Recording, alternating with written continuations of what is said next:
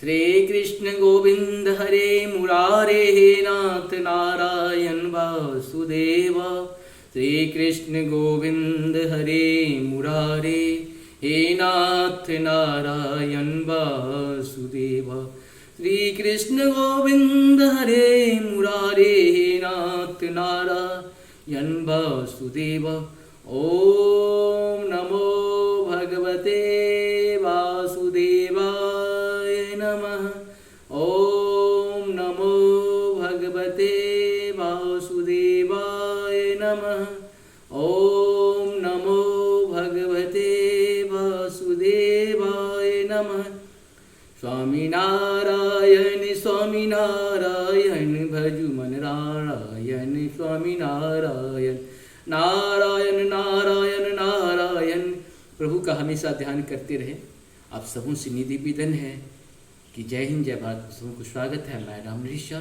श्रीमद् भागवत गीता के महात्म को अभी हम लोग आज श्लोक जो है, श्लोक नहीं 11वां भाग हम लोग 10 से 15 मिनट का जब भी जैसे होता है अपने हिसाब से एपिसोड बनाए हुए हैं। इसीलिए कुछ गलती हो तो क्षमा करेंगे आप लोग, क्योंकि हम सुविधा के हिसाब से, क्योंकि मनुष्य को पहले बहुत बड़ा काम कर लेता था, धीरे धीरे वो जो है छोटा छोटा काम करने लगा है। तो हम भी चाहते हैं छोटे छोटे पद के रूप में आप सबों को सब कुछ मिले। इसीलिए ये मेरा प्रयास है, आप लोगों का सहयोग है, क्योंकि एक प्रयास दूसरा सहयोग से ही ये सफल होता है कोई कार्य। इसलिए हम लोग सत्य सनातन की जय हो, सत्य सनातन की जय हो, सत्य सनातन की जय हो। अधर्म का नाश हो, अधर्म का नाश हो, अधर्म का नाश हो। प्राणियों में सद्भावना हो, प्राणियों में सद्भावना हो, प्राणियों में सद्भावना हो। विश्व का कल्याण हो, विश्व का कल्याण हो। इस तरह से हम लोग करते हैं। हमारे मानव स्वभाव के कारण मनुष्य का बहुत ज़्यादा जिम्मेदारी होती है। कर्तव्य हम लोग अधिकार की बहुत सारी बात करते हैं, लेकिन हमें कर्तव्य की बात करनी चाहिए। सत्य सनातन सिर्फ कर्तव्य के लिए बना है। कर्तव्य करेंगे, अधिकार अपने आप स्वयं आपको मिल जाते हैं। लेकिन हम लोग कर्तव्य नहीं, सिर्फ अधिकार की बात करते हैं। अधिकार की बात करना भी नहीं चाहिए, सोचना भी नहीं चाहिए, क्योंकि यहाँ पे हमारे शास्त्र में तो भगवान से भी कुछ मांगने की बात नहीं कहती है। भगवान स्वयं आपको बहुत कुछ देते रहते हैं। मानसिक, शारीरिक, आर्थिक 3 प्रकार के ताप को हमारे शास्त्र, हमारे मुनीषियों, हमारे देवताओं ने हमें ये क्या है, हमारी धरती स्वर्ग है, क्योंकि यहाँ पे राम भी पुत्र के रूप में, कृष्ण भी पुत्र के रूप में, दुर्गा भी बेटी के रूप में आई है। इसीलिए ऐसे धरती को सत सत नमन करना चाहिए। ये पृथ्वी नहीं, ये एरिया नहीं, जमीन का टुकड़ा नहीं, ये स्वर्ग है। और इस स्वर्ग को स्वर्ग बनाने में हम सबों का बहुत बड़ा कर्तव्य रहा है। और इस कर्तव्य को हम लोग हमेशा निभाते रहें और प्रभु का कृपा हमेशा पाते रहें। प्रभु भी आए तो अपना कर्तव्य निभाने के लिए एक राजा का बेटा होकर जंगल को चले गए, और कृष्ण भी दुराचारी मामा को भी अंत कर दिए थे। इसीलिए हम लोग तो सत्य के साथ खड़े रहें, सनातन के साथ खड़े रहें। सत्य है तो पृथ्वी है, और सत्य सनातन की जय हो, सत्य सनातन की जय हो। ये सत्य कभी नष्ट नहीं होगा, क्योंकि धर्म एक था, एक है और एक ही रहेगा, वो है सत्य सनातन। इसीलिए हम लोग विचलित ना हो, अपने मन को प्रभु के चरण में लगाएं और इसका लाभ उठाएं, क्योंकि हमारी ये शरीर 84 लाख योनि के भ्रमण करने के बाद बड़ी मुश्किल से मनुष्य का शरीर मिला है। इसको आत्मा, मन से आत्मा और आत्मा से परमात्मा की तरह ले जाने का प्रयास करें। ये तभी संभव है जब हम लोग शास्त्र के साथ, धर्म के साथ, सत्संग के साथ रहेंगे, तभी संभव है। और हम लोग सत्संग करके अपने आत्मा को परमात्मा की ओर ले जाने का प्रयास करें। बहुत बहुत धन्यवाद। नमस्कार। अब शुरू करते हैं हम लोग श्रीमद् भागवत की गीता के 11वां एपिसोड भाग। सूत जी कहते हैं, गोकर्ण ने इस प्रकार पूछने पर वह बार बार जोर जोर से रोने लगा। उसमें बोलने की शक्ति नहीं थी, इसीलिए उसने केवल संकेत मात्र किया। तब गोकर्ण ने अंजलि में जल लेकर उसे अभिमंत्रित कर उस पर छिड़का। इससे उसके पापों का कुछ शमन हुआ और वह इस प्रकार कहने लगा। प्रेत बोला, मैं तुम्हारा भाई हूँ, मेरा नाम है धुंधकारी। मैंने अपने ही दोष से अपना ब्रह्मत्व नष्ट कर दिया। मेरे कुकर्मों की गिनती नहीं है, गिनती की नहीं जा सकती। मैं तो महान अज्ञान में चक्कर काट रहा हूँ। इसी से मैंने लोगों की बड़ी हिंसा की। अंत में कुल की स्त्रियों ने मुझे अंत में उल्टा स्त्रियों ने मुझे तरपा कर मार डाला। इसी से अब प्रेत योनि में पर कर यह दुर्दशा भोग रहा हूँ। अब देववश कर्म फल का उदय होने से मैं केवल वायु भक्षण करके जी रहा हूँ। भाई तुम दया के समुद्र हो, अब किसी प्रकार जल्दी ही मुझे इस योनि से छुड़ाओ। गोकर्ण ने धुंधकारी की सारी बात सुनी और तब उससे बोले। गोकर्ण ने कहा, भाई मुझे इस बात का बड़ा आश्चर्य है। मैंने तुम्हारे लिए विधि पूर्वक गया जी में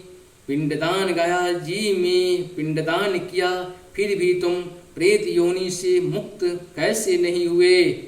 यदि गया श्राद्ध से भी तुम्हारी मुक्ति नहीं हुई तब इसका कोई उपाय ही नहीं। अच्छा तुम सब बात खोल कर कहो, मुझे अब क्या करना चाहिए? प्रेत ने कहा, मेरी मुक्ति सैकड़ों गया श्राद्ध करने से भी नहीं हो सकती। अब तो तुम इसका कोई और उपाय सोचो। प्रेत की यह बात सुनकर गोकर्ण को बड़ा आश्चर्य हुआ। वे कहने लगे, यदि सैकड़ों गया श्राद्धों से भी तुम्हारा मुक्ति नहीं हो सकती तब तो तुम्हारी मुक्ति असंभव ही है। अच्छा अभी तो तुम निर्भय होकर अपने स्थान पर हो। मैं विचार करके तुम्हारी मुक्ति के लिए कोई दूसरा उपाय करूँगा। गोकर्ण की आज्ञा पाकर धुंधकारी वहाँ से अपने स्थान पर चला आया। इधर गोकर्ण ने रात भर विचार किया, तब भी उन्हें कोई उपाय नहीं सूझा। प्रातःकाल उनको आया देख कर लोग प्रेम से उनसे मिलने आए। तब गोकर्ण ने रात में जो कुछ जिस प्रकार हुआ था वह सब उन्हें सुना दिया।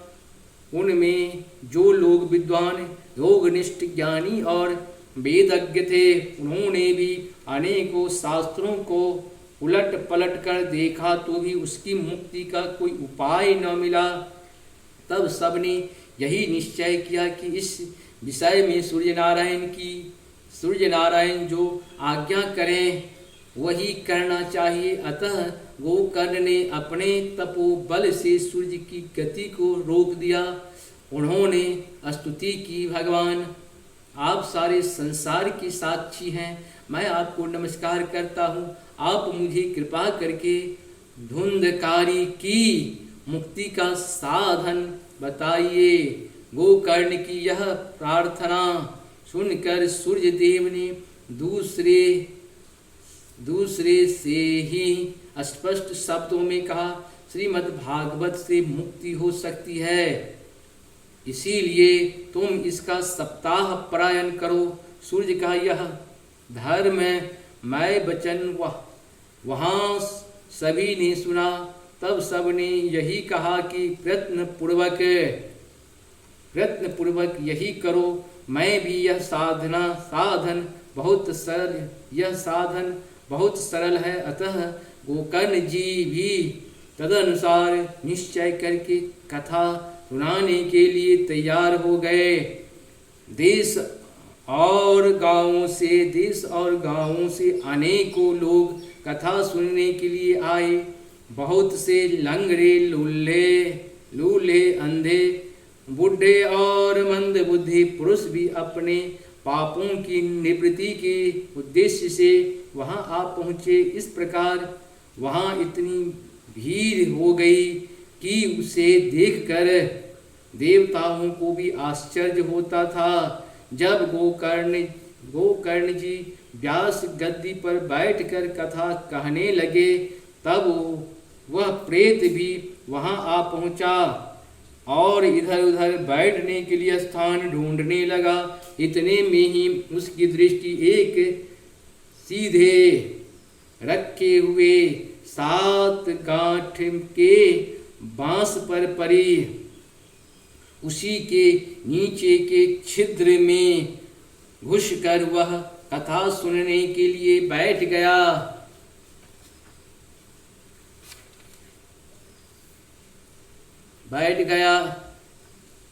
वायु रूप होने के कारण वह बाहर कहीं बैठ नहीं सकता था, इसीलिए बांस में घुस गया।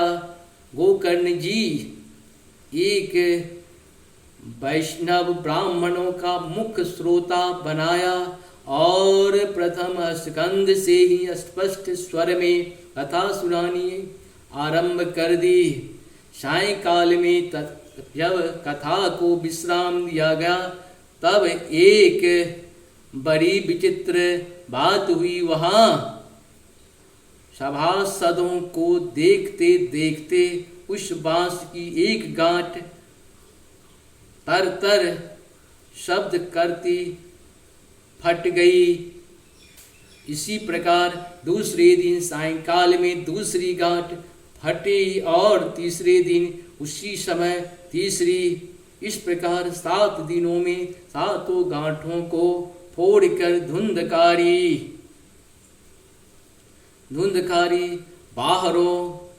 बारहों स्कंधों के सुनने से पवित्र होकर प्रेत योनि से मुक्त हो गया और दिव्य रूप धारण करके सबके सामने प्रकट हुआ।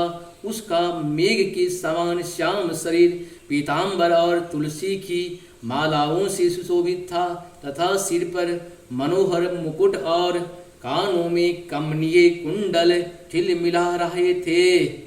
उसने तुरंत अपने भाई गोकर्ण को प्रणाम करके कहा, भाई तुमने कृपा करके मुझे प्रेत योनि की यातनाओं से मुक्त कर दिया। यह प्रेत पीड़ा का नाश करने वाला श्रीमद्भागवत की कथा धन्य है तथा श्री कृष्ण के धाम की प्राप्ति कराने वाले इसका सप्ताह पारायण भी धन्य है। जब सप्ताह श्रवण का योग लगता है तब सब पाप थर्रा उठते हैं कि अब यह भागवत की कथा जल्दी ही हमारा अंत कर देगी। जिस प्रकार आग गीली सूखी छोटी बड़ी सब तरह की लकड़ियों की जला डालती है, उसी प्रकार यह सप्ताह श्रवण मन वचन और कर्म द्वारा किए गए नए पुराने छोटे बड़े सभी प्रकार के पापों को भस्म कर देता है। विद्वानों ने देवताओं की सभाओं में कहा है कि जो लोग इस भारतवर्ष में श्रीमद्भागवत की कथा नहीं सुनते उनका जन्म वृथा ही है। भला मोह पूर्वक लालन पालन करके यदि इस अनित्य शरीर को हृष्ट पुष्ट और बलवान भी बना लिया तो भी श्रीमद्भागवत की कथा सुने बिना इससे क्या लाभ हुआ। और स्थितियाँ भी इस शरीर के आधार स्तंभ हैं।